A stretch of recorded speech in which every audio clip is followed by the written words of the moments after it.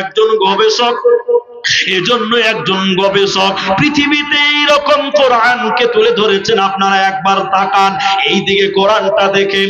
একজন গবেষক এইরকম কোরআনটা পৃথিবীর মানুষের দিকে তুলে ধরে বলছে, ও পৃথিবীর লোক, এই কোরআনটা একবার দেখে নাও। সবার যখন দেখা হলো, তিনি কোরআনটা বন্ধ করে দিয়ে বলছেন, বলো বলো বলো, এই কোরআনটা কোথায় লেখা আছে, কেমন করে কোন কালিতে লেখা আছে তোমরা বলো। তখন সবাই বলতে লাগলো, সাদা কাগজে কালো কালিতে লেখা আছে। তিনি গবেষক বলছেন, না না না, এই কোরআনটা এই চক্ষু দিয়ে দেখলে হবে না, এই কোরআনটা এই চোখ দিয়ে দেখলে হবে না, এই কোরআনটা ইমানের চক্ষু দিয়ে দেখো। এই কোরআনটা পৃথিবীর কোনো কাগজে নয়, এই কোরআনটা কোনো কালিতে নয়, বরং এই কোরআনটা শহীদের রক্তের বিনিময়ে লেখা হয়েছে। এই কোরআনের জন্য কত মা বিধবা হয়েছে, এই কোরআনের জন্য কত মা তার সন্তানকে হারিয়েছে, এই কোরআনের জন্য কত বাচ্চা এতিম হয়েছে। অতএব কোরআনটা পৃথিবীতে এমনি আসেনি। হে মুসলমান, শুনে নাও, এই কোরআনটা শহীদের রক্তের বিনিময়ে তোমরা পেয়েছ। অতএব এই কোরআনকে পৃথিবীর কেউ মিটাতে পারবে না। তাই আল্লাহ তাবারাক ওয়া তাআলা বলছেন, ইন্না নাহনু নাযালনা যিকরা ওয়া ইন্না লাহু লাহাফিযুন। আমি আল্লাহ এই কোরআনকে নাজিল করেছে বান্দা, এই কোরআনের হিফাজতের দায়িত্ব স্বয়ং আমি আল্লাহ নিজে গ্রহণ করেছে, পৃথিবীর কেউ মিটাতে পারবে না। এরই নাম কোরআন। অতীতে জীবন দিয়ে কোরআনকে বাঁচিয়েছে। আজ মাদ্রাসার তলাবা, মাদ্রাসার ছাত্ররা নিজেদের আত্মাতে কোরআনকে জায়গা দিয়েছে। সাহাবীরা কোরআনের জন্য জীবন দিয়েছে। অতএব কোরআনকে মিটানো সম্ভব হবে না, হবে না, হবে না। তোমরা কি তাদেরকে ভুলে গেছো যারা কোরআনের জন্য নিজের জানকে বিলিয়ে দিয়েছে? তোমরা ভুলেই গেছো, তোমরা ভুলেই গেছো বীর শহীদের নাম। তারা জান্নাতের ফুলবাগেতে অতিথি ভ্রাম্যমান, রাহেলিল্লাহ করছে তারা জীবন কোরবান, রাহেলিল্লাহ করেছে তারা জীবন কোরবান। তোমরা ভুলেই গেছো, তোমরা ভুলেই গেছো বীর শহীদের নাম। কটা বাজলো, কটা? 10টা 15, 1 ঘন্টা হলো নাকি? তো এই কোরআনকে পৃথিবীর কেউ মিটাতে পারবে না। আর একটা কথা আপনাকে আমি এখন বলছি, আপনি বুঝার চেষ্টা করুন। আরেকটা জিনিস আপনি ভালো করে লক্ষ্য করবেন, কোরআন কি জিনিস। আচ্ছা, আমি কোন ধর্মকে ছোট করে বলছি না, আমি আগেই বলছি, কোন ধর্মকে ছোট করে নয়, কাউকে খাটো করে নয়, আমি আমার ইমান থেকে বলছি এই কথাটা। শুধু আপনাকে বুঝাবার চেষ্টা করছি কোরআন কি জিনিস। কথাটা কি?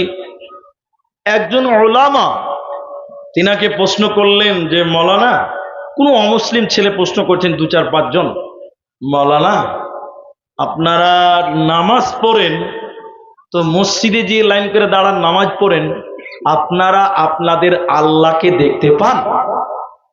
তো কি আপনারা দেখতে পান? কথা বলুন না, আমরা তো আল্লাহকে সরাসরি দেখতে পাই না। তো তিনি বলেছিলেন, জি না, আমরা আল্লাহকে দেখতে পাই না। তখন সেই অমুসলিম ছেলেগুলো জিজ্ঞাসা করেছিলেন, খুব গুরুত্বপূর্ণ কথা, আচ্ছা মাওলানা, যার ইবাদত করলাম, যার গুণগান গাইলাম, যার কাছে 5 বার মাথা নত করলাম, তাকে দেখতেই পেলাম না, আত্মাটা শান্তি হয়? যাকে দেখলাম না, তার ইবাদত করলাম, যার ইবাদত করলাম তাকে জানলাম, দেখতে পেলাম না, আত্মাটা শান্তি হয়? সে ছেলে তখন বলছেন, মাওলানা আল্লাহর কসম, কোন ধর্মকে ছোট করার উদ্দেশ্য নয়, খালি বুঝাবার কথা, তার প্রশ্নের জবাব, কোরআনটা খালি বুঝাবো। বলছে, মাওলানা আমরা অমুসলিমেরা বিভিন্ন দেবদেবীর পূজা করি, কিন্তু আমরা আমাদের দেবদেবীকে দেখতে পাই কিনা? তাদের মন্দিরে যান, দেখবেন তাদের মা কালী, দুর্গা, আদার্স যাদের মানে আর কি, তাদের ধর্মে যেটা আছে তারা মানছে, আমি গালি দিচ্ছি না তাদেরকে, তারা তাদের দেবতা বা তাদের প্রভুকে দেখতে পায় কি পায় না? পায়। কিন্তু আমরা মুসলমানেরা তা আল্লাহকে সরাসরি দেখতে পেলাম না। তখন মাওলানা বলেছিল, রে বাবা, আসলেই তুমি ঠিক কথা বলেছো। যিনাকে প্রশ্ন করেছে তার নামটা আমি বললাম না, তিনি বলেছিলেন, বাবা আসলেই তুমি ঠিক পয়েন্টটাই ধরেছো। আসলেই আমরা মুসলমানেরা হলাম কাপুরুষ, আমরা মুসলিমরা কাপুরুষ, আর তোমরা হলে সুপুরুষ। যখন বলেছে মুসলমানেরা কাপুরুষ, ওই ছেলেগুলোর মনটা 5 কেজি হয়ে গেছে, এবার তোরা কাবু হয়েছিস। তখন মাওলানা বলেছিলেন, যিনাকে প্রশ্ন করা হলো, তিনি বললেন, বাবা আমরা কেন কাপুরুষ আর তোমরাই বা কেন সুপুরুষ, এটা জানবে না? বলে, হ্যাঁ অবশ্যই জানবো না মানে? তখন তিনি বলছেন, এই শোনেন, এই যে কালী পূজা চলে গেল, নাকি এটা কালী পূজা গেল তো, এই যে কালী পূজা চলছে এখন, আমি কাউকে গালি দিয়ে নেই, আমি তিনার কথাটা বলছি শুধু। দেখবেন আনন্দবাজার পেপারটা পড়বেন, দেখবেন হেড প্রথম পৃষ্ঠাটা দেবদেবীর ছবিতে ভর্তি করে দেয়, বড় মূর্তির ছবি দিয়ে ভর্তি করে দেয় কি দেয় না? জোরে বলুন, দেয় না? দেয়। আমাদের আল্লাহর তো কোনো ছবি নাই, কিন্তু তাদের দেবতার ছবি দিয়ে দিচ্ছে। তখন মাওলানা বলছে, তোমরা সুপুরুষ কেন? আচ্ছা, দেবতার ছবি দিয়েছেন, কালী দুর্গা মায়ের ছবি দিলেন, আচ্ছা একটা পত্রিকা পেপার মানুষ কয়দিন পড়ে? একটু আপনারা বলুন, কদিন পড়বে? একদিন পড়বে, সময় মিলল না দ্বিতীয় দিন পড়বে, সময় হলো না তৃতীয় দিন পড়বে, চতুর্থ দিন কেউ আর ওই পুরাতন খবর শুনবে না। তখন ওই পেপারটা কিভাবে বিক্রি হয় বলুন তো? পাল্লাতে বিক্রি হয়। পাল্লাতে হয় না? পাল্লাতে বিক্রি হয়েছে। তাইলে তোমাদের দেবদেবীর ছবির মূর্তির কাগজটা পাল্লাতে বিক্রি হচ্ছে, দেবতা। আচ্ছা, নিজেদের প্রভুকে যদি পাল্লাতে ওজন করে বিক্রি করা হয়, তাহলে সম্মান দেবতার করা হলো না অসম্মান করা হলো? বলুন, অসম্মান হলো।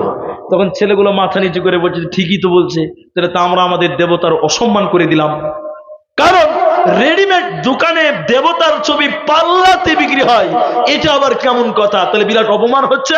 তো পাল্লাতে কিনে কারা? যারা ট্রেনে হকারি করে তারাই তো কিনে, নাকি বলছেন আপনারা? ওই দেবতার কাগজটাকে ট্রেনের হকাররা কিনে, দেখবেন ওই কাগজটা দেবতার ছবিটা কেটে কেটে কেটে কেটে ঝালমুড়ির প্যাকেট বানায় কি বানায় না? জোরে বলুন, বানায়। ট্রেনের হকারেরা ট্রেনে মুড়ি মুড়ি মুড়ি বলে বিক্রি করে, আর ওই মূর্তির উপরে মুড়ি বিক্রি করে কি করে না? অমুসলিম ছেলেগুলো বলছে, জি হুজুর আপনার কথা 100% সঠিক, ওতেই বিক্রি করে। মানুষ ওই মূর্তি দেবতার উপরে মুড়িটা খেয়ে নিয়ে ওই কাগজটা সম্মান করে পকেটে ভরে রাখে না, মুখটা মুছে জানলাতে ফেলে দেয়। জানলাতে ফেলে দেয়।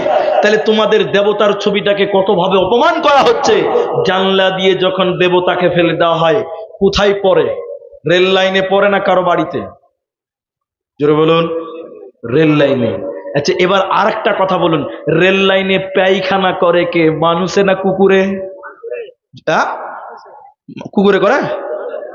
মানুষে পায়খানা করে।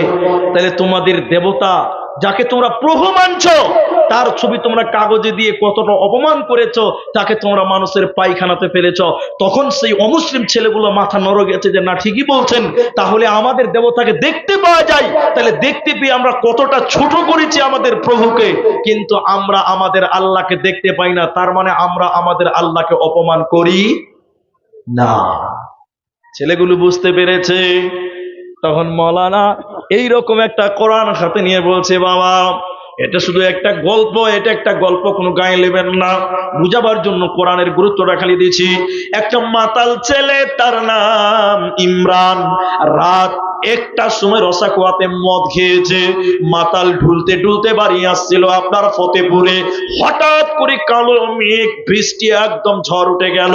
হঠাৎ মাতাল ঢুলতে ঢুলতে আসছে, এমন সময় ঝড়ের গদিতে একটা কোরআনের পাতা, হয় কোনো মসজিদ থেকে, না হলে কোনো বাড়ি থেকে, কোনো মাদ্রাসা থেকে ঝড়ে বেরিয়ে গেছে। ওই মাতালের পায়ের কাছে একটা কোরআনের পাতা লেগে গেছে। মাতাল ঢুলতে ঢুলতে পা পিছিয়ে দেখছে, সুবহানাল্লাহ, কোরআন। মাতাল দেখলো কোরআন, কিন্তু মাতাল সে মদ খেয়েছে, কোরআন হাত দিল না। এই ঝড়ের গতিতে কোরআনের পাতাটা কোন গাছের গোড়াতে লেগে গেল। এই মাতাল ইমরান রাত 1টার সময় বাড়িতে এসে গোসল করলো, উজু করে নিয়ে তার বিবিকে বলছে, চলো লাইট লাও, আমার সঙ্গে চলো। এই মাতাল হাঁটতে হাঁটতে এসে দেখছে যে জায়গাতে তার পায়ে কোরআনের পাতা লেগেছিল, ওই কোরআনের পাতাটা কোন এক গাছের গোড়াতে লেগে গেছে। এই মুসলমান মাতাল কোরআনের পাতাটা বুকে জড়িয়ে নিয়ে কাঁদতে কাঁদতে আল্লাহকে বলছেন, আল্লাহ, আমি মুসলমান, প্রথম চান্সে তোমার কোরআনের খিদমত করা উচিত ছিল, কিন্তু আমি নাপাক, আমি বড় মাতাল, এই জন্য তোমার কোরআনের খিদমত করতে পারি নাই। আল্লাহ, তুমি আমাকে ক্ষমা করে দাও, আমি কোনোদিন মদ খাবো না। এটা একটা গল্প আপনাকে বললাম। তখন মাওলানা এই গল্পটা শুনিয়ে বলছে, বাবা, আমাদের কোরআন এত সম্মানিত, একজন মাতালের হুঁশ আছে, নাপাক অবস্থায় একে ছোঁয়া যায় না, এরই নাম কোরআন। অতএব কোরআনকে তোমরা মূল্যায়ন করো। এই কোরআনকে মেনে নিবে কেন?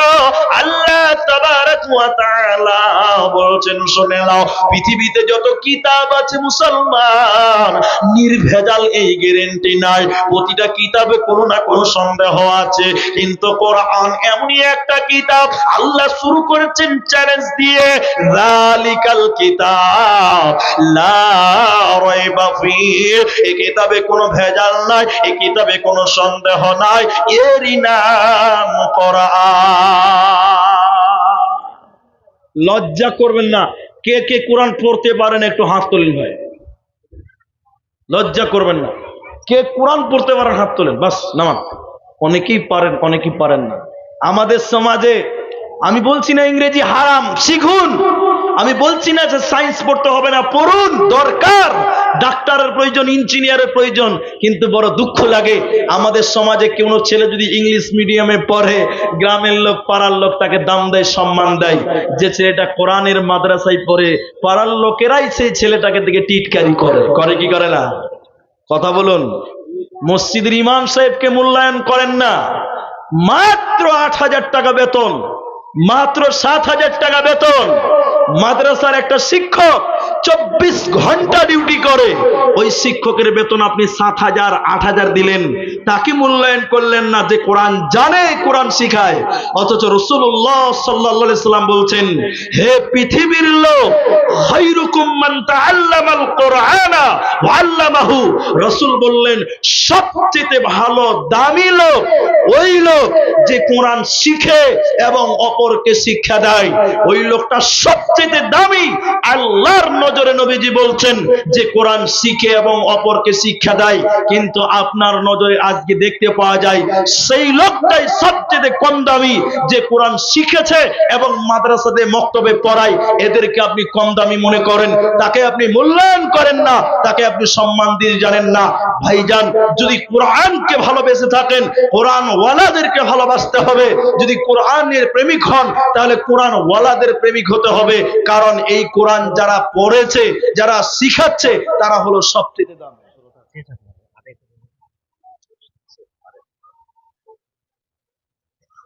তো তাহলে কোরআন আপনাকে পড়তে হবে। কি বলবেন?